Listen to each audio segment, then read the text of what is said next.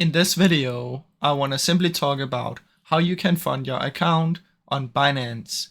Now, when you open up Binance, what you can do is come to the big deposit button up here, and from in here, you can select the currency. So since I'm in Denmark, I'll have it on the Danish krone.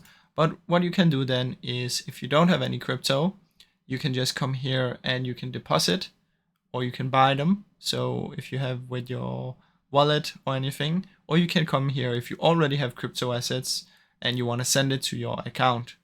So let's just say you want to deposit, you can come here and you can deposit some money.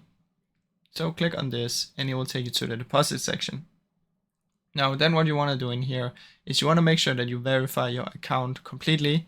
So click verify identity and it will ask you for some documents that you're going to send in, and once it's been verified, you can now deposit on your account. So that is basically how that works, guys. Now I really hope you enjoyed this short video. If you did, please leave a like and subscribe, as it helps me out a ton. Thank you so much for watching.